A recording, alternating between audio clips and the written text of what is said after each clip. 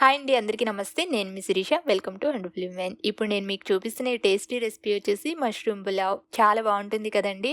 So ఈ పులావ్ని మీకు same రెస్టారెంట్లో లాంటి టేస్ట్ వచ్చేటట్లు, అలాగే రెస్టారెంట్లో మనకి పులావ్ అనేది పొడి పొడిగా వస్తుంది కదా, అదేవిధంగా మనం దీన్ని ఎంతో సింపుల్గా ఎలా తయారు చేసేసుకోవచ్చో చేసి చూపిస్తాను. ఈ విధంగా ఈ పులావ్ని చేసి చూడండి. ఎవరికైనా పెడితే ఇది రెస్టారెంట్దా అంటారు, అంత టేస్టీగా ఉంటుంది. దీనికోసం ముందుగా 200 గ్రాముల మష్రూమ్స్ని తీసుకోండి. వీటిని ఫస్ట్ వాటర్తో శుభ్రంగా కడిగేసుకోండి. తర్వాత వీటిని ముక్కలుగా కట్ చేసుకోవాలి. ఆ కట్ చేసుకున్న ముక్కల్ని ఉప్పు నీళ్ళలోకి తీసేసుకున్నారనుకోండి, ఇవి మనకి కలర్ మారకుండా నల్లగా అవ్వకుండా ఉంటాయి. అలాగే మష్రూమ్స్ కూడా ఫ్రెష్గా ఉన్నవైతే బాగుంటుంది. కాడ దగ్గర ఎక్కువ గ్యాప్ లేకుండా చూసుకోండి. గ్యాప్ ఎక్కువగా ఉందంటే ఇవి నిల్వైపోయినాయి అని అర్థం. అలాగే వీటిని మనం వాటర్తో శుభ్రంగా కడిగినా కానీ ఇంకా దీని మీద మనకి కొంచెం డస్ట్ ఉంటుందండి. అలాగే వీటికి కెమికల్స్ కూడా స్ప్రే చేస్తారు కాబట్టి పైనున్న డస్ట్ లేయర్ని మనం చాకుతో నెమ్మదిగా లాగి తీసేసుకోవాలి. ఈ మష్రూమ్ సైజ్ చిన్నగా ఉంటే డైరెక్ట్గా వేసేసుకోవచ్చు వీటిని, లేదంటే 2 ముక్కలుగా కట్ చేసుకోండి. అలాగే కాడ లేతగా ఉంటే కాడను కూడా మనం పలావ్లో యాడ్ చేసుకోవచ్చు, లేదంటే కాడ తీసేసి మష్రూమ్ వరకే కట్ చేసుకుని తీసుకోండి. ఈ విధంగా మష్రూమ్స్ అన్నిటినీ కట్ చేసేసుకుని ఇలా ఉప్పు నీళ్ళలోకి తీసేసుకుని ఉంచుకోండి. తర్వాత ఒక గ్లాస్ అంటే 250 గ్రాముల బాస్మతి రైస్ని తీసుకోండి. బాస్మతి రైస్ అయితేనే పలావ్కి బాగుంటుంది, లేదంటే నార్మల్ రైస్నైనా తీసుకోవచ్చు. వీటిని శుభ్రంగా కడిగేసిన తర్వాత ఇవి మునిగేలాగా కొద్దిగా ఎక్కువ వాటర్ వేసుకుని వీటిని జస్ట్ ఒక 10-15 నిమిషాలు నానబెట్టుకోండి అంతే. పలావ్ని రెడీ చేయడానికి స్టార్ట్ చేసే ముందు వీటిని కడిగితే సరిపోతుంది. అన్నీ కుక్ అయ్యేటప్పటికి ఇవి నానిపోతాయి. ఇప్పుడు స్టవ్ మీద కుక్కర్ గిన్నెని పెట్టుకోండి. నేను ఇక్కడ రైస్ని కుక్కర్లో చేసి చూపిస్తున్నాను, మీరు మామూలు గిన్నెలో అయినా చేసుకోవచ్చు. ఈ కుక్కర్ గిన్నెలోకి 1 table spoon oil, 2 table spoon నెయ్యి తీసుకోండి. మీరు కావాలంటే మొత్తం నెయ్యి కూడా తీసుకోవచ్చు. నెయ్యి కరిగిన తర్వాత ఇందులో హోల్ గరం మసాలా వేసుకుని వేయించుకోవాలి. 1/2 టీ స్పూన్ షాజీరా, 2 ఇంచుల దాల్చిన చెక్క, 4-5 లవంగాలు, 1 యాలుక, 1 అనాస పువ్వు, 1 మరాఠీ మొగ్గ, కొద్దిగా జాపత్రి, 2 బిర్యానీ ఆకులు వేసుకుని వేయించుకోవాలి. ఇవి దోరగా వేగిన తర్వాత ఒక మీడియం సైజు ఉల్లిపాయని ఇలా పొడవుగా కట్ చేసుకుని వేసుకుని వేయించుకోండి. ఉల్లిపాయలు ఎక్కువ వేగక్కర్లేదు, లైట్ గోల్డెన్ కలర్లోకి వచ్చేంత వరకు వీటిని వేయించుకుంటే సరిపోతుంది.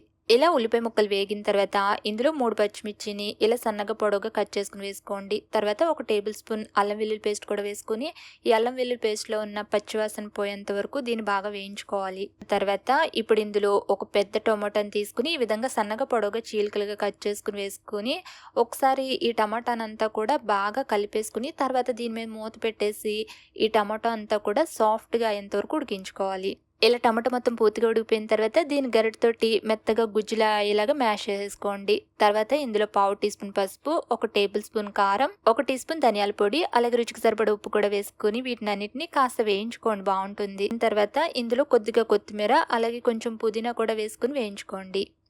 తర్వాత ఇందులో 2 లేదా 3 టేబుల్ స్పూన్లు పెరుగుని యాడ్ చేసుకోండి. టేస్ట్ చాలా బాగుంటుంది పులావ్కి.